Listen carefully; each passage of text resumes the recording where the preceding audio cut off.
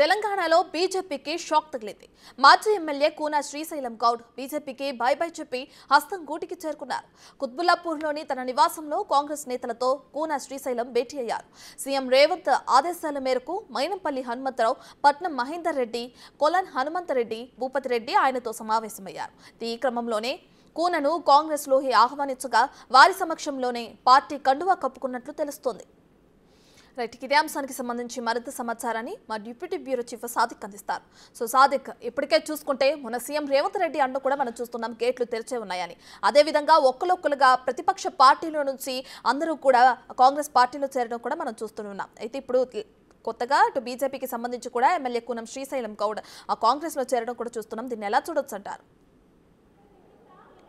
Yes రత్న, Congress party హవా కొనసాగుతుంది. జైనింగ్స్ ప్రక్రియ శరవేగంగా కొనసాగుతుంది. రేపు తుక్కుగూడలో భారీ బహిరంగ సభ కంటే ముందుగా బీఆర్ఎస్ పార్టీ నుంచి బీజేపీ పార్టీ నుంచి ముఖ్యమైన నేతలందరూ కూడా కాంగ్రెస్ పార్టీలో చేరే అవకాశం అయితే కనబడుతుంది. దాదాపు ఒక 10 మంది బీఆర్ఎస్ సంబంధించిన ఎమ్మెల్యేలు కూడా కాంగ్రెస్ పార్టీలో అంటే జాయిన్ అయ్యే అవకాశం ఉన్నట్టుగా అయితే స్పష్టంగా అర్థమవుతుందని కూడా గాంధీ భవన్ వర్గాలు చెప్తున్నారు. అయితే పేర్లు చెప్పడానికి మాత్రం చాలా గోప్యత ప్రదర్శిస్తున్నారు. కాంగ్రెస్ పార్టీ హవా కొనసాగుతుంది. 6 గ్యారంటీ స్కీమ్స్తో పాటుగా తెలంగాణ రాష్ట్రంలో పూర్తి స్థాయిలో ప్రజాస్వామిక వాతావరణం నేపథ్యంలో మిగతా పార్టీల నుంచి కాంగ్రెస్ పార్టీలోకి జాయిన్ అవుతున్నటువంటి పరిస్థితి కనబడుతుంది. తాజాగా కుత్బుల్లాపూర్ మాజీ ఎమ్మెల్యే కూన శ్రీశైలం గౌడ్ ఆయన కూడా కాంగ్రెస్ పార్టీలో చేరడం జరిగింది. ముఖ్యమంత్రి పిసిసి చీఫ్ రేవంత్ రెడ్డి, అదేవిధంగా ఇన్ఛార్జ్ దీపదాస్ మున్షి సమక్షంలో ఆయన కాంగ్రెస్ పార్టీ కండువా కప్పుకొని తిరిగి కాంగ్రెస్ పార్టీలోకి రావడం జరిగింది. గతంలో కూడా కాంగ్రెస్ పార్టీ నుంచి బయటికి వెళ్ళినటువంటి కూన శ్రీశైలం గౌడ్ తిరిగి గర్వపస్థితితో మళ్ళీ కాంగ్రెస్ పార్టీలోకి చేరిన సందర్భం కనబడుతుంది. కుత్బుల్లాపూర్లో బలమైనటువంటి సామాజిక వర్గం మరియు బలమైన నాయకుడిగా ఉన్నటువంటి కూన శ్రీశైలం గౌడ్ పార్టీకి రావడం పట్ల కూడా కాంగ్రెస్ పార్టీ నేతలైతే, గాంధీభవన్ వర్గాల నేతలైతే చాలా హర్షం వ్యక్తం చేస్తున్నారు. గతంలో చాలా మట్టుకు ఆయన కాంగ్రెస్ పార్టీ కోసం చాలా ప్రయత్నాలు అంటే కాంగ్రెస్ పార్టీ బలోపేతానికి చాలా కృషి చేసినటువంటి కూన శ్రీశైలం గౌడ్ లాంటి వ్యక్తులు రావడం వల్ల హైదరాబాద్ చుట్టుపక్కల ప్రాంతంలో హైదరాబాద్ ప్రాంతంలో కాంగ్రెస్ క్యాడర్ మళ్ళీ తిరిగి పూర్వవైభవం తీసుకొచ్చే విధంగా మాత్రం ఉంటుందని కూడా చెప్తా ఉన్నారు.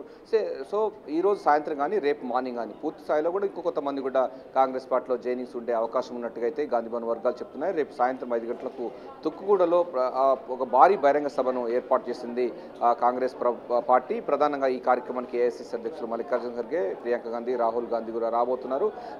జాతీయ మేనిఫెస్టోను తెలుగులోకి ఇక్కడ ట్రాన్స్లేట్ అంటే దాన్ని ఆవిష్కరించబోతున్నారు.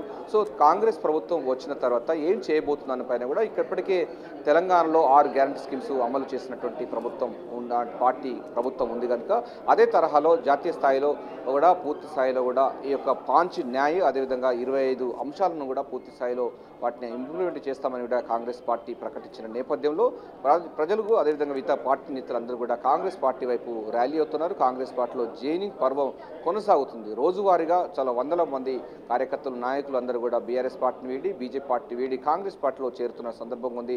హైదరాబాద్లో కాంగ్రెస్ పార్టీ గత అసెంబ్లీ ఎన్నికల్లో సీట్లు పొందనప్పటికీ కానీ తిరిగి అధికారంలోకి వచ్చిన తర్వాత మిగతా సంబంధించిన పార్టీ నేతలు కానీ అదేవిధంగా బీఆర్ఎస్ పార్టీలో పనిచేసినటువంటి వాళ్ళు కానీ అదేవిధంగా బీజేపీ పార్టీలో ఉన్నటువంటి నేతలందరూ కూడా తిరిగి గర్వాపస్ పేరుతో మళ్ళీ కాంగ్రెస్ పార్టీలోకి వస్తున్నటువంటి సందర్భం కనబడుతుంది. రత్న, ఏదైనప్పటికీ రేపు భారీ బహిరంగ సభ తుక్కుగూడలో జనజాతర భారీ బహిరంగ సభకు మొత్తం పూర్తిగా ఏర్పాట్లు జరిగాయి. మొత్తం 10 లక్షల మందిని మొబిలైజ్ చేసే లక్ష్యంగా పీసీ చీఫ్ రేవంత్ రెడ్డి దగ్గరుండి పర్యవేక్షణ చేస్తూ ఉన్నారు.